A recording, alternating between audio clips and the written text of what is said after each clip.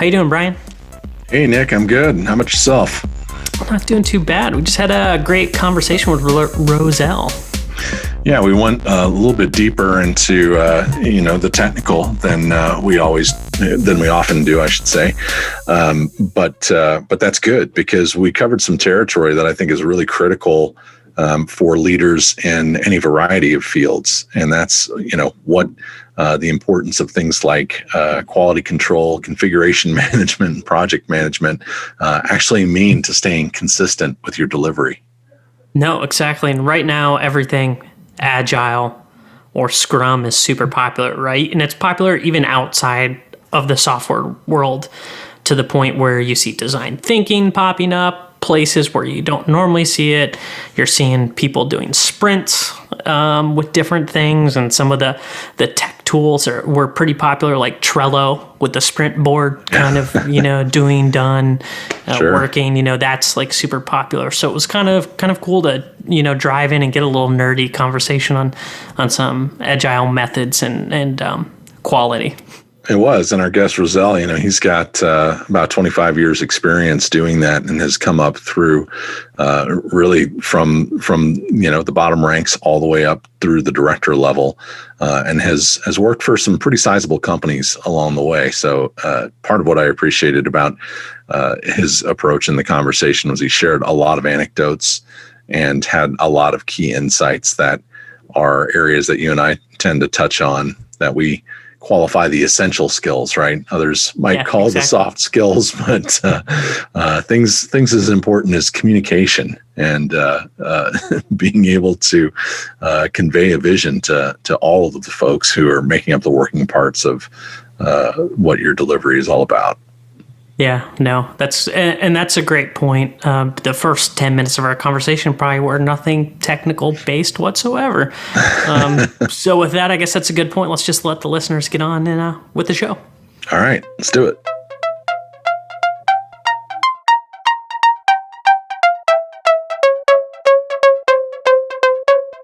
Thanks for joining us for another edition of Lead.exe. I'm Brian Comerford in Denver, Colorado.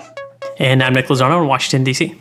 And today we're joined with our special guest, Rozelle Cawthorn, who is Director of Quality. And, Rozelle, you're going to have to define what that is because, looking at your LinkedIn profile, we got Director of Quality all over the place. And so I want you to give us a little bit of your background and then help us understand what does that mean? Because I can't think of a cooler title than Director of Quality. Well, first you have to be a quality individual, I think is one of the fundamentals. So it has to do with building software and really the process and procedures around that. Because day to day you have to make decisions and that has to be risk-based. So, what metrics are you looking at? What factors do the teams need to consider? What skill sets are there? What tool sets you have in play? So a lot of factors, but bottom line is, what decision do you have to do or make that makes market sense, that keeps that leading edge, and that gets that product out to market before the competitors. So, just looking at those factors, what time to market, what products can get out faster. And then, of course, quality. You don't want that product to be tested by your customer. You have to have some measures in place that will ensure you're meeting the requirement, that it's performant, that there's security vulnerabilities that you've mitigated, things of that nature. So I kind of oversee all that, and it's making sure that you have a production-like environment that mimics the customer as close as possible. That's including data, understanding concurrent users, like how big is their industry, things like that, and then keeping up with technology. So everything's moving to the cloud, but not everyone started in the cloud. So how do you care and nurture existing customers that want to transition over? How do you make sure that there's a good transition plan and that you're considering all the moving pieces? So all of that you have to consider, and and make sure it gels, in a cohesive fashion, so that you're not making mistakes, or at least you're calculating the mistakes, I should say. So, it's that, all housed in a software shop, a development shop. Mm. Yeah. You've been doing this for a while. I have. Yeah. And interesting enough, it's not what I went to school for. I went to school. Who does? Right. Right. Nobody right. does. So I think Nick started out with knife throwing or basket weaving or something like that. And now look at him, That's right. His mom is wondering what she did with that investment. Anyway. Not making a lot of baskets right now. That's right. So yeah, I started out, my undergrad was biology pre-med, actually. And, I did a proposal to do genetic research, and some of that story, but sure. I did one of my 3 jobs in college, was a PC specialist. And that's where I had gotten introduced to computers. And so, the thing what it bakes down to is, I like challenges. I like to have to problem solve. And so I do that, day in, day out. Sometimes they call me even at night. So it kind of sticks consistent with, what I love to do, which again is to problem solve, get a problem, figure out what the options are, and try to make the right decisions. So, yeah. So tell us a little bit about, what your first foray into, quality management, with software development, configuration management, all of that. Where did that path begin, and what are some of the challenges that you've gone through with some of the company experiences that you've had? Yeah, so I actually started out at a help desk. So it was we had to support IT help desk. So I started there, and then I moved into QA as an automation engineer. So I used to code to write software automation. So that's mimicking a user and the keystrokes and, that type of thing. So I programmatically wrote that. And that's one of the big things. And reducing your time to market is having this automation that can, mimic 1,000 users, and what they do day in, day out, and bring in, where it would be a manual effort, a couple of months, bring it down to a couple of hours. And that's the secret sauce, if you will. So I started with automation, understanding automation techniques and, just the procedures there. And then back in the day, remember when businesses would actually pay for your schooling? So I actually got my master's, and in one of my engagements, noticed that there wasn't much structure. It was, controlled chaos, and I'm light on control.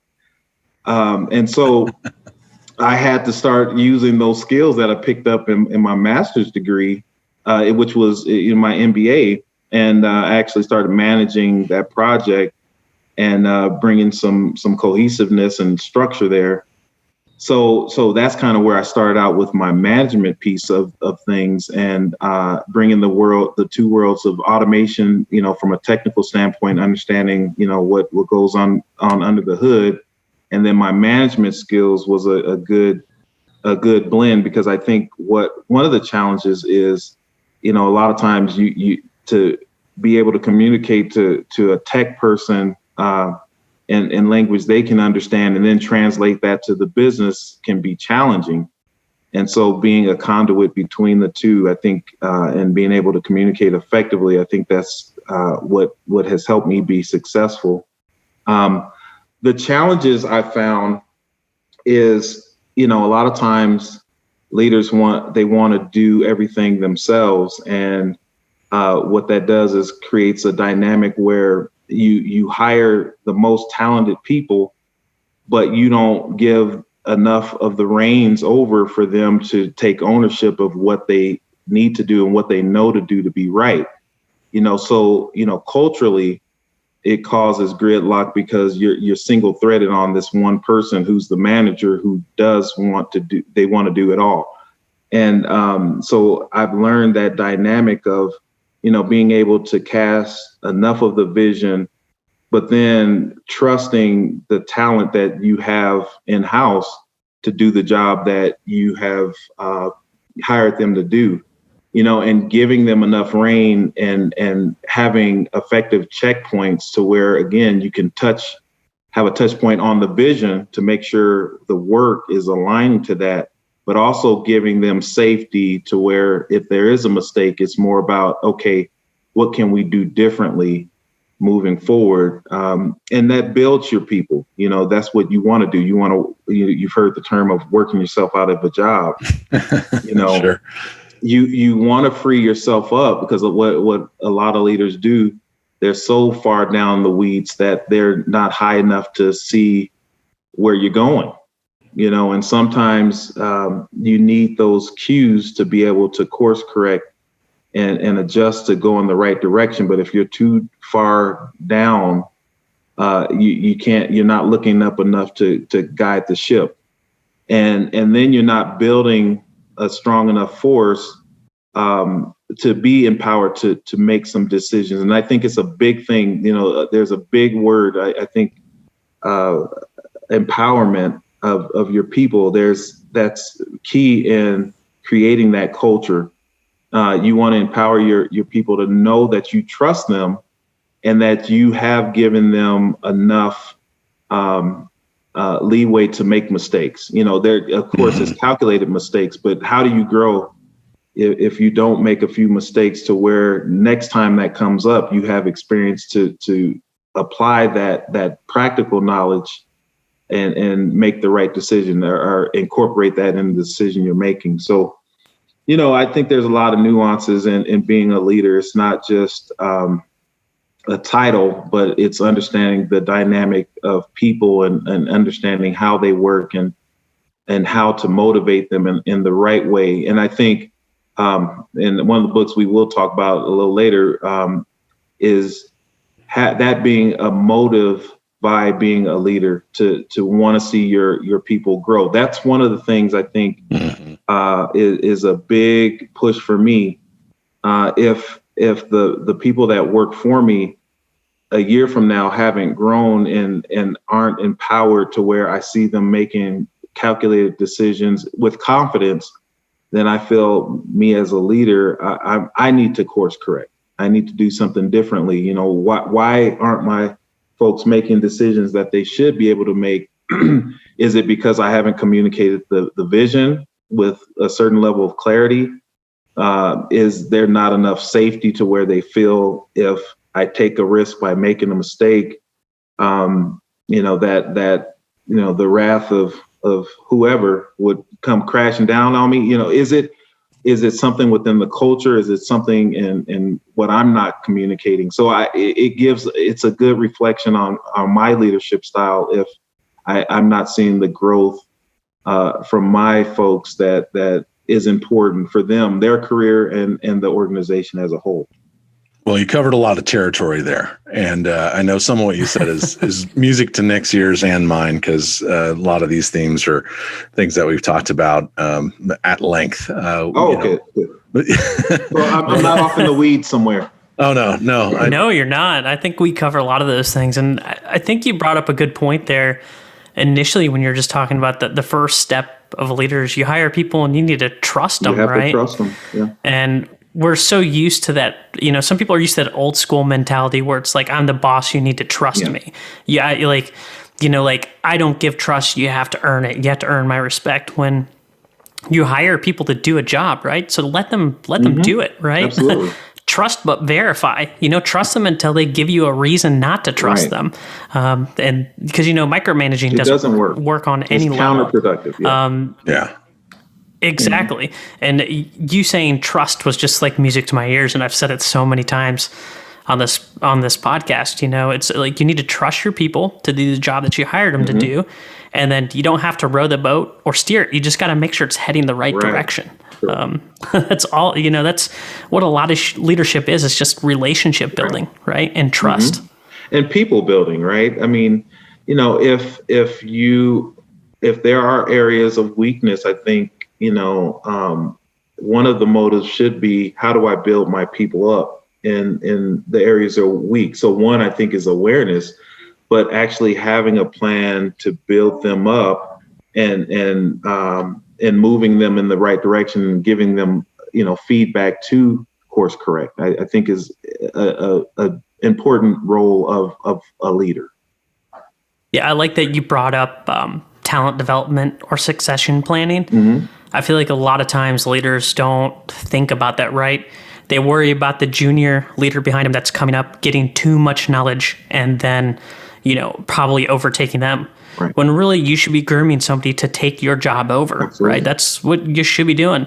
I mean, at least I know for me as a leader, I'm happy when the people that I groom are better than I am. I want them to be better than me. Right. And I feel like a lot of times, that fact of developing talent isn't really there. People will always say, like, there's no talent, we can't find talent. Well, did you give your talent a chance to grow?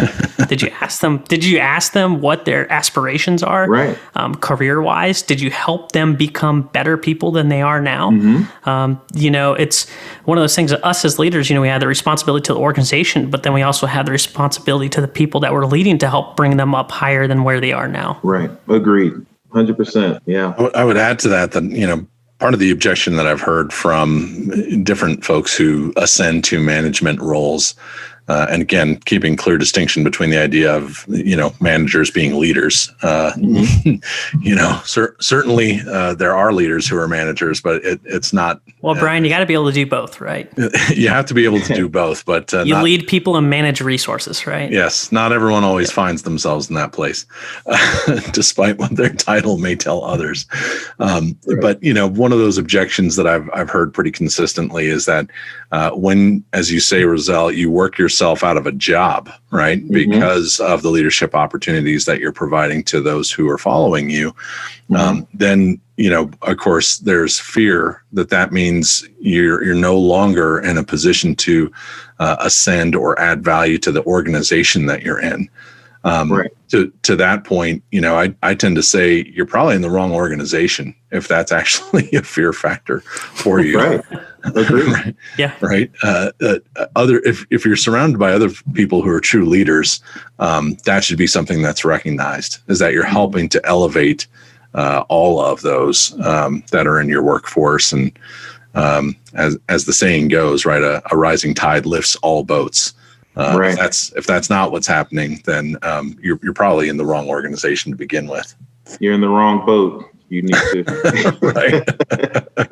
Get out and swim to another one. The wrong harbor. The wrong harbor. That's right. No, I mean, to that point too. So, to those that quote unquote want to ascend to leadership or a new role, I mean, there's an active responsibility there as well. I think a lot of people are waiting for opportunity, and everyone knows or should know. And if this is news to you, then there's some homework to do. But every person that I've elevated, it's not because I just pointed them out and said, hey, this might be a good, shot in the dark. It's more because they're already doing the job. I know for me, every time I was promoted, it's because I was already doing the job, and it was just the title had to catch up with work I was already doing. I think there's something about a leader recognizing that as well, and developing that innate organic ascension to some form of leadership, and developing that. Normally, the work is already being done. The brainstorming and the contribution is already being done, and then the title catches up with the person. That's right. So elevating from engineer of secret sauce to QA engineer, and right up the chain there, right? Right. Absolutely. It's finding the problem. There's also you have the people who complain a lot, but then you have those that see a problem, and that's the thing. it's about opportunity. You if you see a problem, become the solution and implement that solution. And that will also open a window for you as well, for leadership or just opportunity in general. You solve the problem. Mm-hmm. And that also, provides those opportunities for you. Yeah, those are sage words. I can think of some folks who could benefit from that phrase. Yeah, that's right. One thing I want to ask you about, Rozelle, is, I mean, I love hearing that. Honestly, if you see a problem, become the solution. Agility is one of those terms that I notice ends up in your title and descriptions of your work pretty routinely.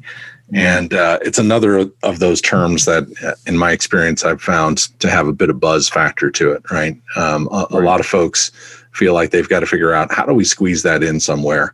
And I know you and I were talking a little bit before the show about, certain managers who don't really come from an agile type of background.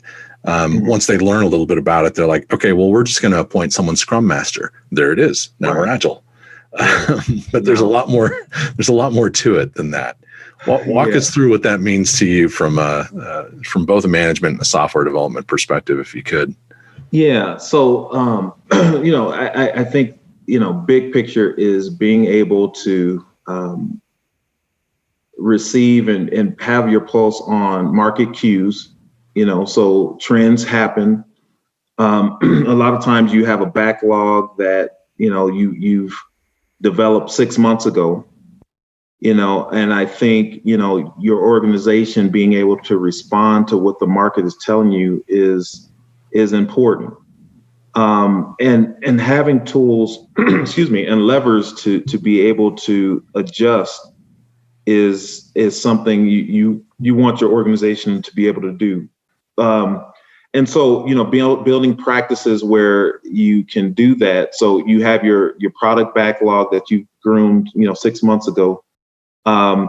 But also, sprint over sprint, if I need to make a course correction, being able to pull that in and having ways to say, okay, now we have to make a decision. Sometimes there's trade-offs, and being able to understand what those trade-offs are, pull in some of the more pertinent work from the market, as far as functionality is concerned, is important to be able to do. So that's just, at a base level. But the thing about it is being able as a manager to facilitate that. So I've been in situations where, you have a CEO that will run down the hall, go directly to a team and say, hey, we need this thing changed. And what do you say to the CEO? All right, we'll get that tomorrow, that type of thing. But having a firewall, so having a management team that will not disrupt the team and understand that if you pull work in, it needs to be at a sprint boundary, to protect the team, because that often causes a lot of stress, because there's a lot of work that goes into it, and to be able to need to context switch. So I'm working on widget A, and you come to me in the afternoon and I have to switch context from widget A to widget B, is stressful to a team. So having that firewall, that management level, that one can push back and really challenge to say, CEO, how important is that to get in tomorrow? And how important is that widget, getting into tomorrow, important in contrast to widget B that we've already planned, so you have to make them do some trade-offs. So having the agility to respond to the market is one thing, but also having guardrails in place to protect the team, I think is that sweet spot that you have to have, or otherwise you burn your people out and you cause a high level of attrition. It's really difficult. Or you fail to deliver, and that's equally as harmful. Well, you're going to get that changed tomorrow, so yeah, you fail to deliver, or you deliver with poor quality is real. The reality of making a decision like that. Yeah. Yeah. Sorry, go ahead, Nick. No, No, I like that you pointed out that agile thing, Brian, and about, we just get a scrum master agile, right? And then there's downfalls with that. Like there's a whole process and system and everything that goes with it. That's all I was going to say. I mean, I've seen it enough times where people just say, well, we're just going to do sprints and now we're agile. well, it's controlled waterfall. A lot of times is what happens. Yeah. Yeah. Yeah, no, that's a great point. From making that distinction, because I think there are so many. If you don't come from some kind of development work that is iterative in nature, then it can be harder to understand how these projects need to be broken down in a way that's modular to manage them effectively, right? Mm-hmm. Exactly. And it's a buzzword right now too, right? Like software development and that, iteration design thinking, all that stuff's super popular right now. So people just think if they do a sprint, Right. they're doing agile, right? There are definitely nuances that need to be taken into consideration. Absolutely.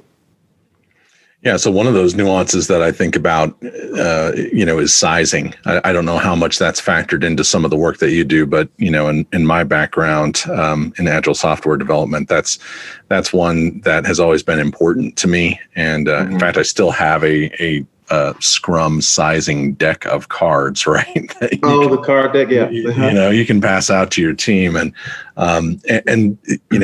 whether you're identifying things as a 1, a 3, a 5, something, whatever it is, I think the idea that you share a common vocabulary among the team, that you all have a clear definition behind why you get to those sizing metrics, so that if you have a task that is a 2-hour client-based configuration, maybe that's a 1. Right. But depending on what type of project you're working on or how slim your staff is, maybe that would be a 5.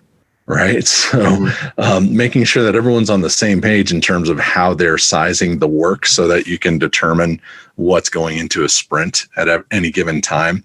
In my own experience, that's been one of those critical factors. And I'm kind of curious, do you have a similar approach to how you've worked with scoping work and level of effort with your teams as you're developing what a sprint looks like? Yeah, absolutely. And I think, one of the big things is, making sure everyone's at the table. So a lot of times, you'll look at the development effort, but then you don't consider the QA work, as a task. And I think a big part of that is really understanding what your definition of done is, and making sure that point estimate is built in. So if there's infrastructure support, if there's performance testing, security testing, if there's, your automation effort, all of that needs to be taken in consideration if that's a part of your definition of done, making sure there's consensus on what that means, because it means different things to different people. So having alignment there, making sure that's baked in, and then, doing your due diligence, making sure that, in your planning, what we're looking at right now is BDD, behavior driven development. And a lot of that is, before I design even, one line of code, I have taken the due diligence to bake out my acceptance criteria. So if I have a more solid blueprint, then the building is less likely to lean, and it's making sure you take time to do that, and you have the right specs and you had the right conversations, because it's a lot less expensive to have a conversation as opposed to designing a thing, testing a thing, and finding out it's wrong, and then going back and developing it again. If we can have effective conversation, drive out all the derivatives of a use case from a customer standpoint, get that into acceptance criteria, and then develop it, then we've increased our ability to be effective. Yeah, that's great, because I think a lot of organizations come from an environment of BBDD. BBDD. bad behavior driven development. I kind of figured the first part was bad behavior, and I was like, I don't know what the rest is. But I'm just gonna nod my head like I know what we're talking about. Can we just give a disclaimer, not for no one to look that up on Google? Right. That's right. Yeah. Disclaimer. May end up with a naughty filter somewhere. Right. Oh yeah. Yeah. Please don't do this at work, please. Yeah. Well, I think another component of that is, interdependencies, right? Where do you have downstream impacts by making changes in something, which again, I think factors into what you've been talking about related to the quality control, right? So there are great ideas. So talk to us a little bit about, from a leadership perspective, how does decisioning around what features are in and which have to be prevented from being allowed to be in scope, particularly when it comes to, an understanding of what the overall design is, that if we add something new, it either lengthens, the overall delivery of the sprint, of the project, of, the completed feature set, whatever the case may be. How do you tackle those challenges? Well, some of that happens in when you do t-shirt sizing up front, and it is a high level thing, weighted jobs first, and so some of the factors are complexity. Some of those factors are, what are the precursors that need to be in place before we can design. Some of it is ROI. So we put this out, what's going to net us the biggest bang for our buck?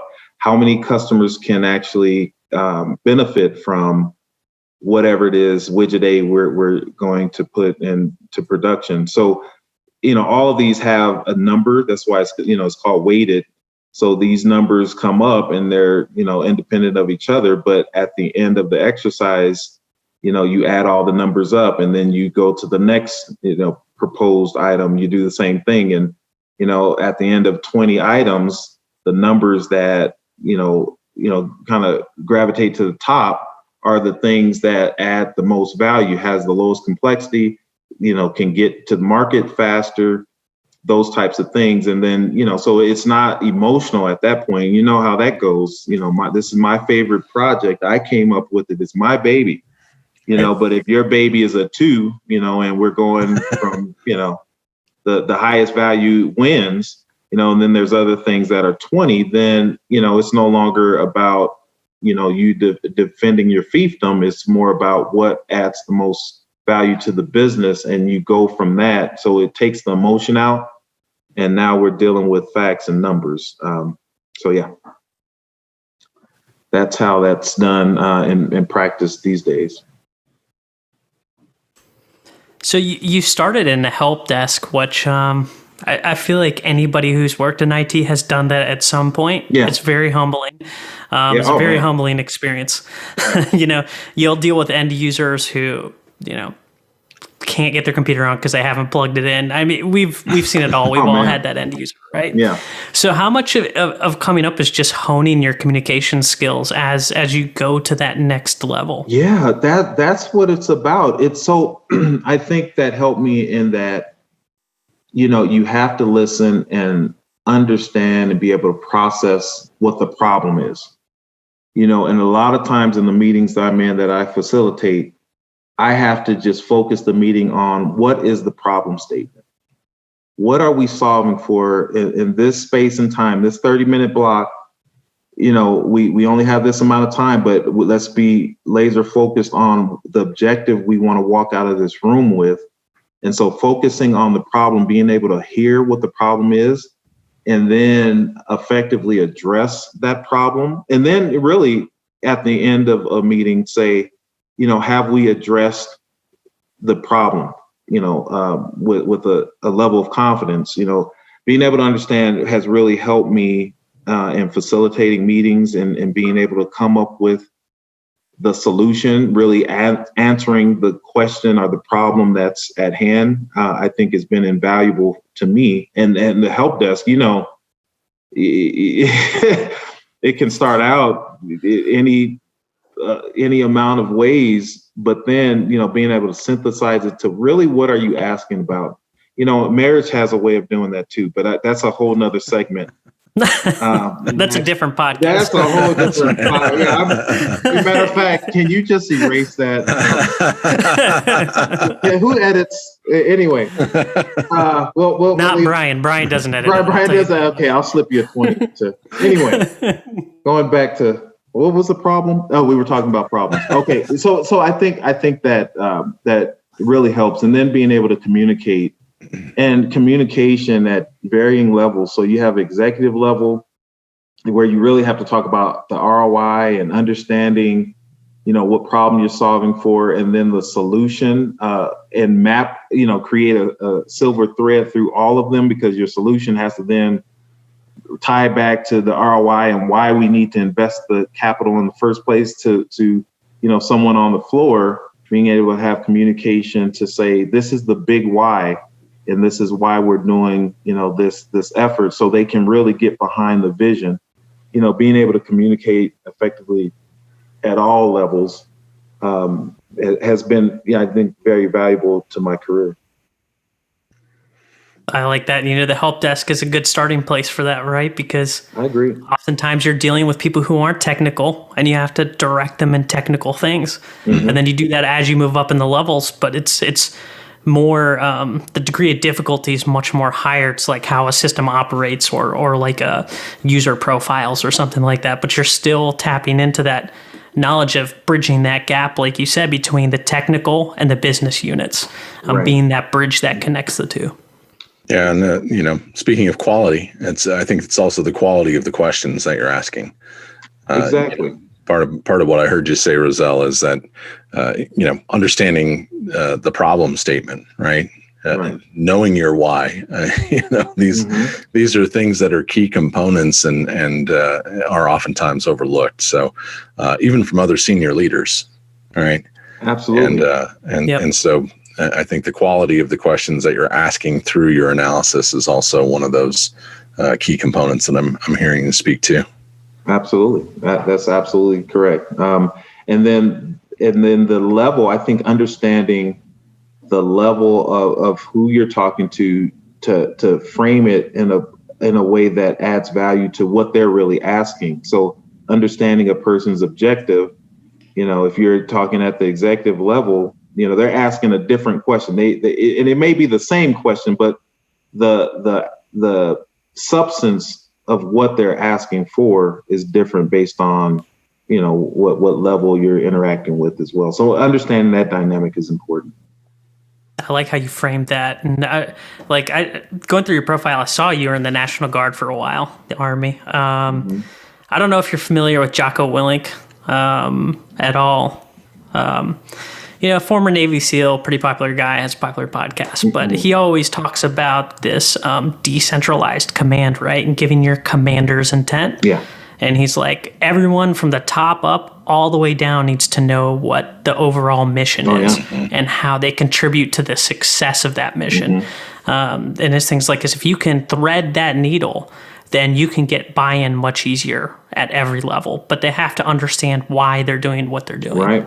Well, and that's why I said, toward the opening, if you're down in the weeds too deep, you're not able to see where the boat is going. So, being able to cast that vision and make sure that it makes sense where people can get behind it is invaluable to the success and the culture, I think, of your team. And for there being energy in the team, if I'm just coming to work and I don't understand the goal, I'm going to get a check, but I can't really get behind the vision because I don't understand what I'm doing. I don't understand how my day-to-day work is making a difference in the world or even this company. So how do I give energy? And I think the types of energy are different. If my motivation is just to make a check, as opposed to I'm coming to work because I'm empowered and I know the work I'm doing today will make a difference. I think it's a total different response from your employees. And I think a leader needs to understand how to motivate, how to get that the right level of engagement from from the employees. It's important to be plugged in enough to be able to gauge that and to course correct even in those situations.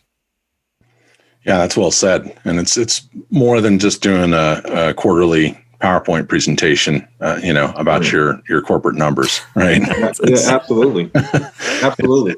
It's setting vision. You got to do more than performance reviews, right? Right. Right. That people really only do in January and then rush in December to close them out. Right. That's right. Exactly. Yeah. Why would performance management be happening in real time on a routine basis, like every day? Right. Right. Exactly. Exactly. Well, we've covered a lot of great territory here, Rozelle, and I appreciate you sharing a lot of your insights. Tell us a little bit about something that has been more formative to your own thinking. We chatted a little bit about some type of media artifact that you found engaging or inspirational. What did you come up with? Yeah, so just I think from the practice of Agile and some of what we do day to day.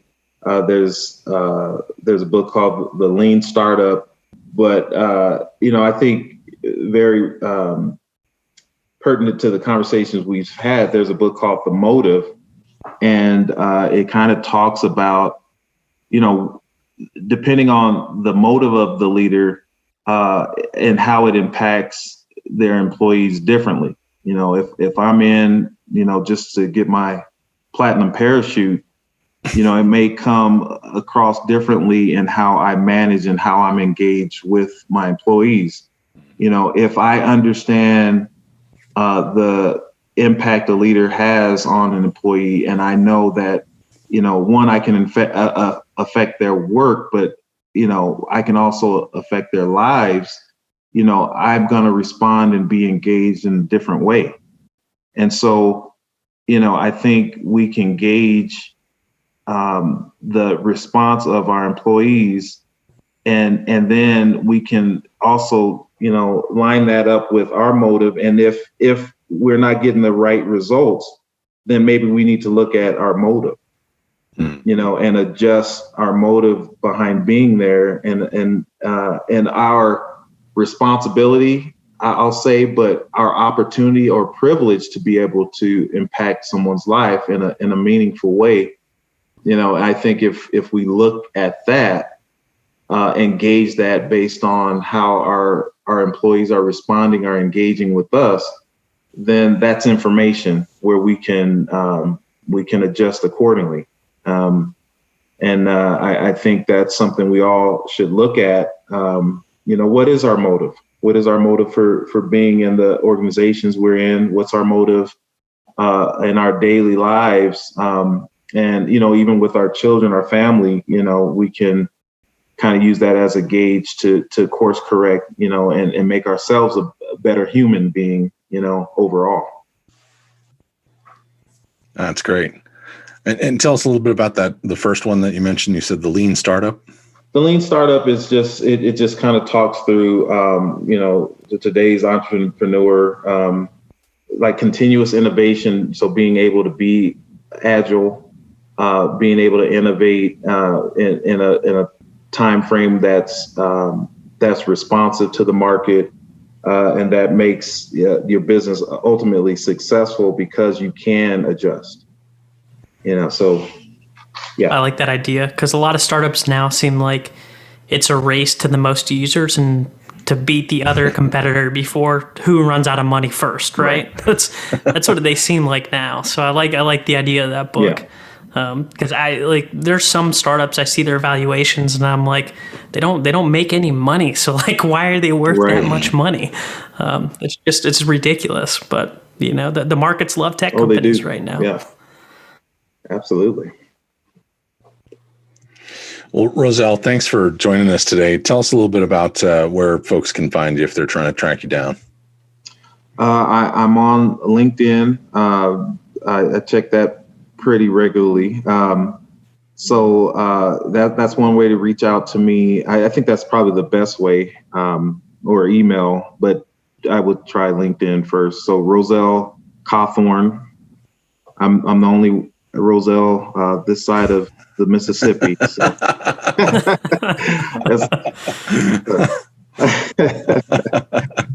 Yeah. Love it.